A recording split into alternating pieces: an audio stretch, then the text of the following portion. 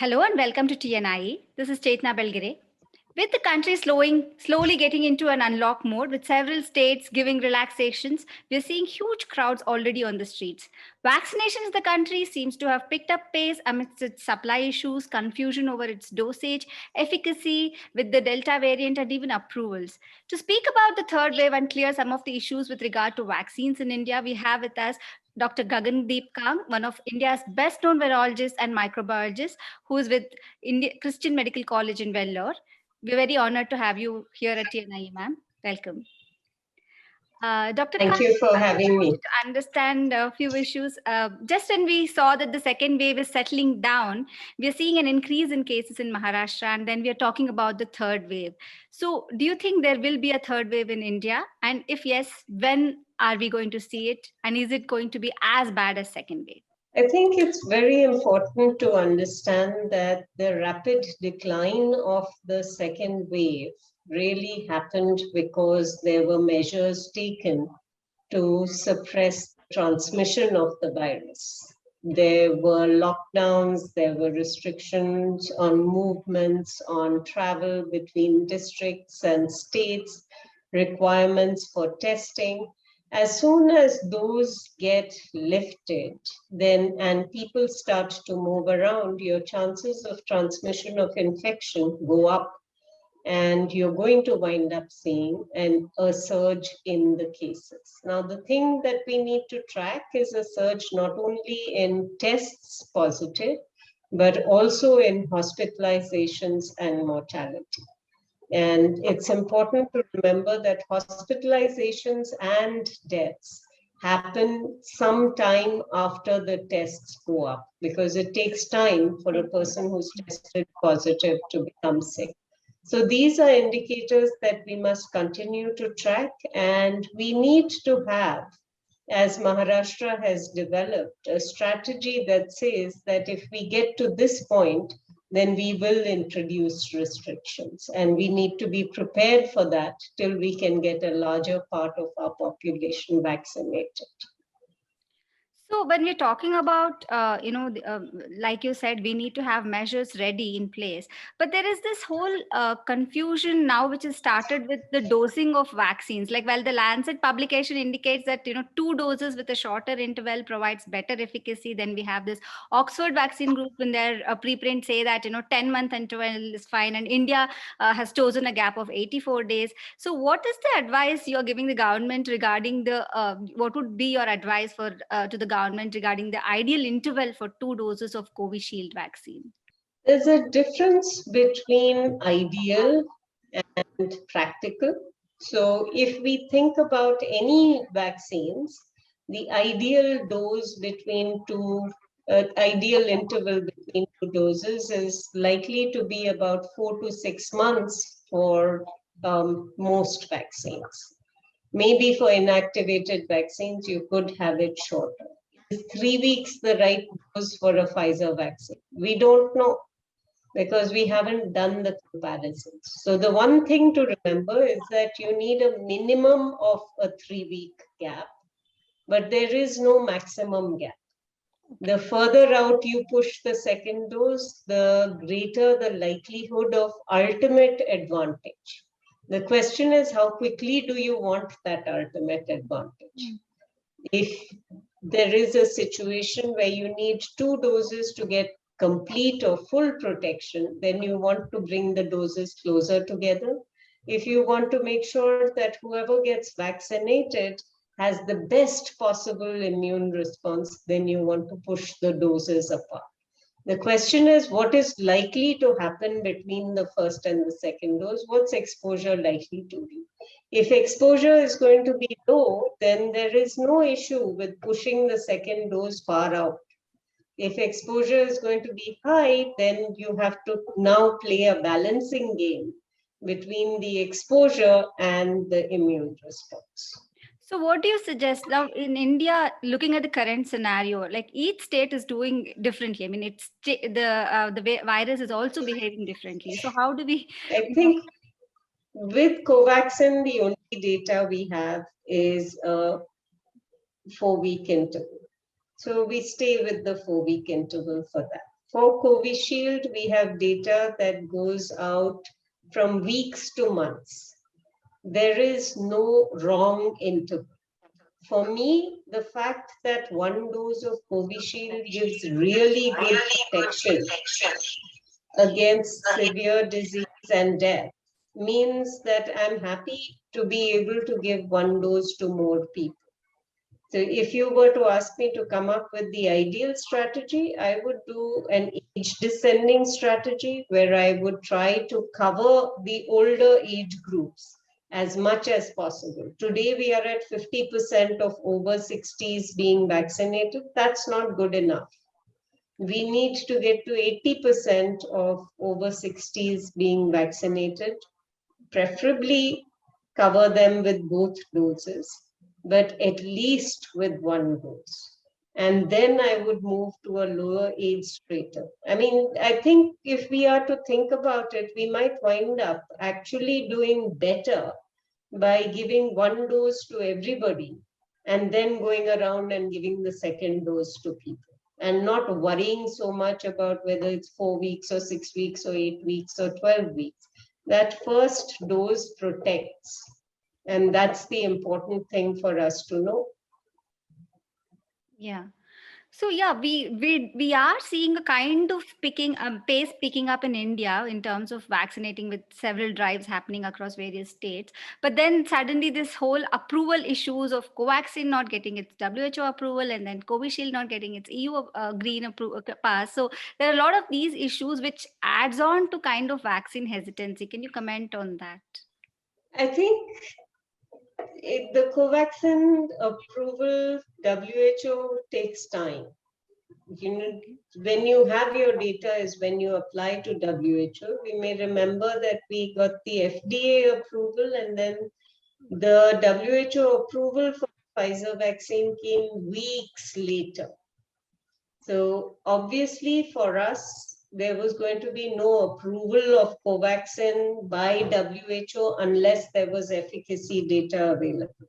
Now there is efficacy data, so this is the right time to apply for WHO approval. The company has done that. It will be processed, right? With Covishield, you know, the fact that Covishield didn't apply for a green pass, you don't expect the EU to come hunting for you to give you approval. You have to make an application and you get it after that. Now, you could argue this vaccine is exactly like the AstraZeneca vaccine. If WHO approved it, why was it not approved by the EU? Well, WHO is not a regulatory authority. And I think we have to understand that they give you an emergency use listing after approval. They rely on your country's regulator to actually do the vaccine licensing.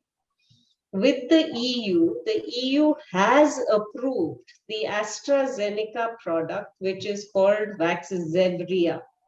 They have never been asked to approve a product called Covishield, even if it's the same as Vaxzevria. So again, an application has to be made. Once the application is made, the data are all there. It's a question of paperwork and timing.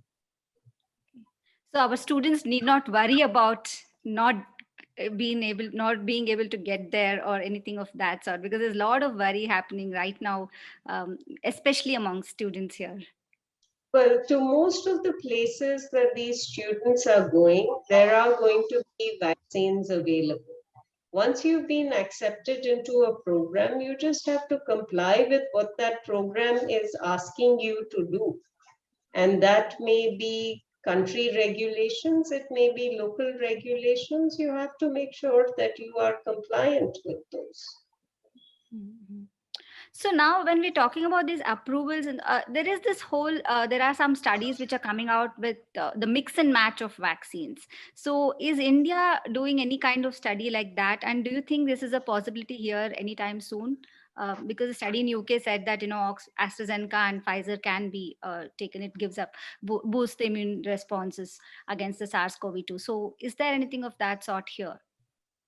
I think absolutely we should be doing these kinds of studies, because we've got products in India that are not available in other parts of the world. If they are going to be exported, as is the intention, then we should do those studies now so that we have information to offer the rest of the world on the advantages of, if there are advantages, but also that there is no reason to not mix and match with the Indian product. So which are the ones which you think we could try with here? I mean, now we have Sputnik here, we have, our Covishield, and then we Sputnik have has already had a mix and match study with one dose of the AstraZeneca and one dose of the Sputnik vaccine. I think we'll have to think about different permutations and make sure that we evaluate all of them. It doesn't need to be in large numbers of people, because we are not actually looking for efficacy. We are looking for an immune response. And measuring an antibody response or a T cell response can be done in a relatively small number of people to demonstrate that there is the potential for benefit by ensuring that these vaccines are evaluated appropriately. And at least for the data that's available from the UK and the data that came out from Spain, it seems like the potential is of an improved immune response. And while we don't know how that translates to efficacy, it's certainly more likely to be an advantage than a disadvantage to have a better immune response. Yes, definitely. Coming to Karnataka, you have been appointed as an advisor to the Karnataka government for setting up a vaccination protocol and guide the vaccination drive. Is there any inputs given by you to the government? Because we've not heard much from the government about your involvement in this. So we just want to understand, has that happened? Whenever they ask for suggestions, and I've had a few meetings, I've always offered my inputs, and I believe that some of the things that I've suggested are being implemented, particularly with regard to prioritization of populations and the kinds of strategies to be used to reach people as much as possible. Can we get to know one or two strategies which has been suggested, if it's okay?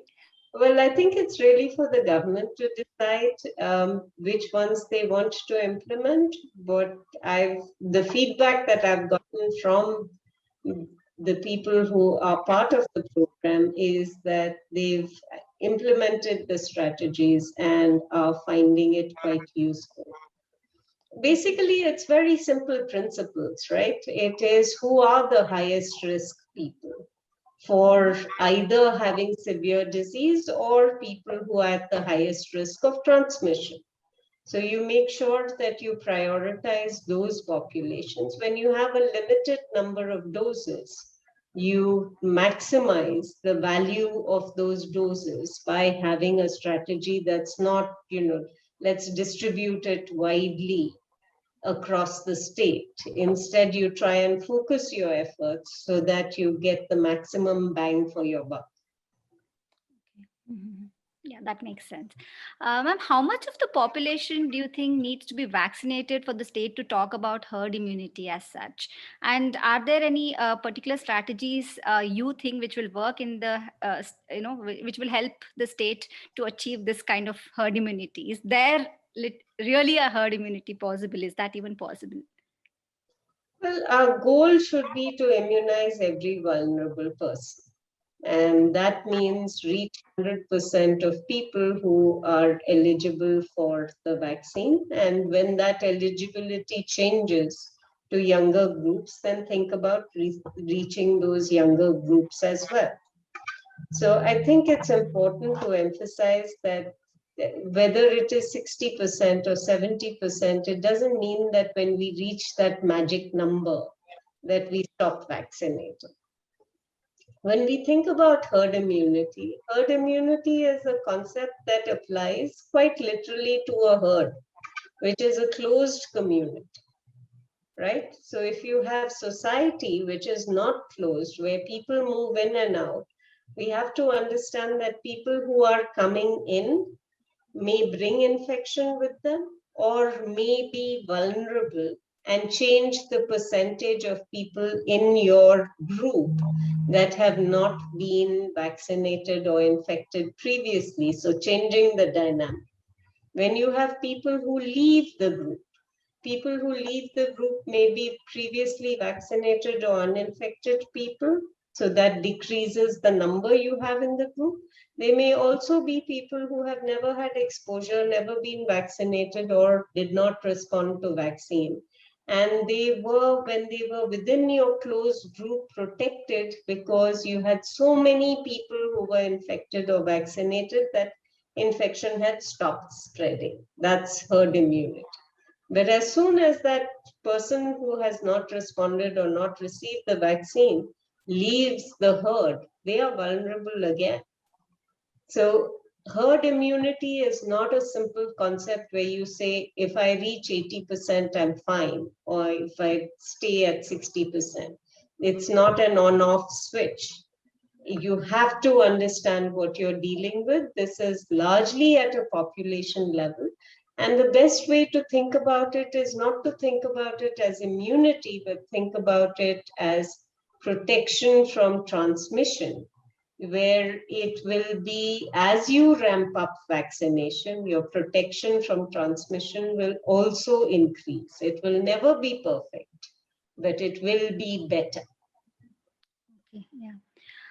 Coming about seroprevalence studies, we have noted that in Karnataka, initially in the first sero survey, it was 27% prevalence. But there was a second sero survey, which the data is yet to be out. But then, according to what I have got to know, it's somewhere around 14%. It's lesser than what it was in the first prevalence, is what we heard.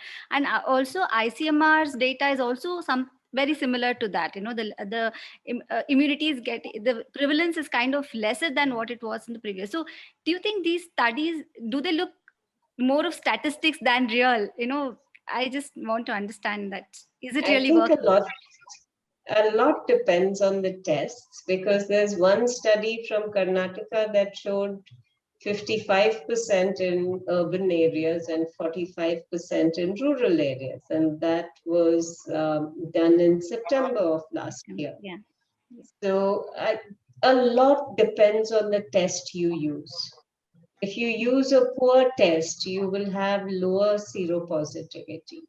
If you use a test that's poor because it's giving you false positives, then you'll have a very high seropositivity. So you need to understand the performance of the test, and no two sero surveys are comparable to each other if they have not used the same test. And this was a problem that we saw in the ICMR sero surveys. We saw this in the Delhi sero surveys. With every round of sero survey, you were using a different test. So then you can't compare sero survey data at all. But if we go by 50% of the population having been infected in September, is it even possible, whether it's 50% or 15%, is it even possible that seroprevalence will come down? Because seroprevalence is intended to be a cumulative indicator of how much of the population has been exposed, how many people have been ever infected in the population. You have to remember that antibodies are of different kinds. So if we made the antibodies that we make in response to infection and they get up to a really high level, then we keep that high level forever, then essentially your blood will be full of antibodies. There'll be no way for it to flow anymore. Okay. Somebody's used the argument that your blood would turn to sludge if you kept every antibody at its peak level. So antibodies have to decline. After the acute infection, they have to come down. And that's what happens with infection, with vaccination, antibodies come down. And in a proportion of people, they will come down to a level below that can be detected by the tests. So you could wind up, if you don't have a surge of cases going through in between your two sero surveys, you may find that your second sero survey is actually showing you a lower sero prevalence than your first. So that's why it's not good to take data in isolation. You have to have a bigger, fuller picture, what time, what was happening in terms of cases, which tests were used, was the design of the studies similar? There's a lot of data to analyze before you can draw inferences from sero surveys. And you can't even you can't say, add up the first zero surveillance whatever percentage to the second one and then say this is No. you cannot do that, right? Because No. that is what Because we're getting. you may sample the same person again, and so then you'll wind up it's awkward, but you can't do it. Okay. So when we're talking about antibodies, I was just with the Delta variant in circulation. So are there chances of this reinfection? They're talking about reinfection now, and is there a waning of antibody which comes into play here with the new variant when it comes? So is that how does So it in that fact, work? with the new variants, what you're looking for is a broadening of the immune response. When we think about antibodies, one analogy that is used is locks and keys. One lock fits just one key, but can there come a time when the same lock can be opened with multiple keys, right? If there is some approach where some elements of the key are common. So what we are looking for is for antibodies to develop a broad specificity so that the antibodies made by a person are able to neutralize viruses of many types. And we know that this happens when you have multiple exposures to the virus. The exposure can happen because of infection. It can also happen because of vaccination. And one of the advantages of the mix and match strategies actually might be that they would allow us to develop a broader immune response to the variants. This is why it's important to do these kinds of studies and understand what we are dealing with. But the bottom line is that we do already have antibodies from infection or vaccination that have some level of activity against all of the variants that we have found so far. There is no variant that has 100% escape from any of the vaccines. So that's reassuring, but it is data that we need to follow up. Yeah, that is definitely reassuring. Also, when we're talking about this integration of data, do you think there should be an integration to catch the variants fast? Like we have data scattered all over now. It's INSACOG has a data, then Arogya Setu has one, Cowin has. Then there is so much of data, but then there is no. Is there something like that which needs to happen? How do we catch these variants faster? So Chetna, you tell me. Is it important that we integrate data? I feel it is necessary to do that. See, So if you can understand that it is important to integrate data, why do other people not understand the same thing? has it been suggested, ma'am? Has it been suggested? Oh, endlessly. Suggested all the time. But I think the important thing to understand is that when people build data systems, they build data systems for a particular purpose. And if you want to use it for something else, then it has to be possible for the data to talk to each other, to get integrated. Now, in public health terms, whenever a virus appears, you know there is going to be an effort to make a vaccine or a drug. You will need clinical information. You will need geographic information. You'll need all kinds of things. It just makes sense when you build a database right at the beginning that you build it so that it can include all this information. Unfortunately, that did not happen. I hope that we will be able to do this and do it sensibly and quickly. I think it's we've had 330 million doses of vaccine given in this country, and we don't have any idea of how well or badly the vaccines are working.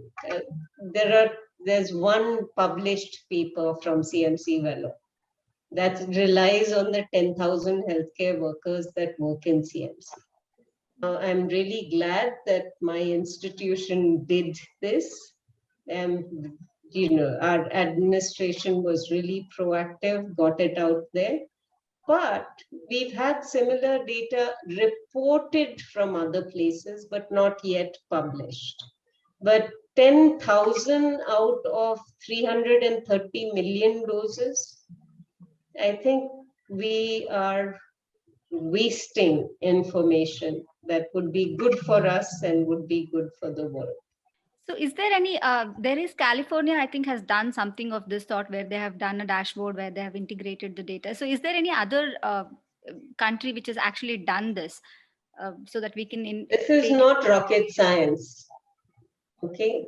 Every country, Israel turned into a living laboratory, right?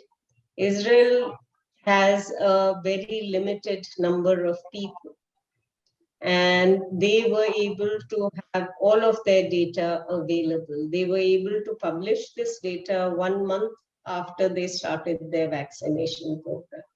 We've been vaccinating now for 5.5 months, and we haven't been able to get data out there, despite the fact that we have used 15 times the vaccine that Israel did. Ma'am, one last question. How do you think now we should deal with this third wave, if it is really going to come? What are some of the, if you could sum up some of the things which we can actually do? Also throw a little light on the genome sequencing, how important it is and why it is important to ramp it up. So first things first, you need to make sure that you get vaccinated and everybody you know gets vaccinated when vaccines are available. The second is protection from infection and making sure that we get tested and follow protocols if we happen to get infected so that we don't spread infections to others. I think for a long time, we should continue to be careful about crowded spaces, about ventilation, about masking. Until the rest of the country is at high levels of vaccination coverage and cases have declined, we all need to continue to be careful. Everything that we do needs to be ramping up vaccination, but also preparing for and ramping up our clinical capacity to handle cases when they occur. We are going to see long COVID. And I think we need to be better prepared for both the treatment of people with long COVID, but also research on this so that we can develop better modes of treatment. And in terms of surveillance, our biggest risk is variants. And as long as replication occurs at a high level, variants are going to continue to emerge. Our best chance of controlling them is to be able to identify that they are a problem very early. So the sooner we can get almost real-time whole genome sequencing of the viruses, the better it will be for us. Thank you so much for your time, Dr. Kang. It was a pleasure talking to you. This is all we have for now. We will be back soon with a new guest. Thank you for watching. Stay safe.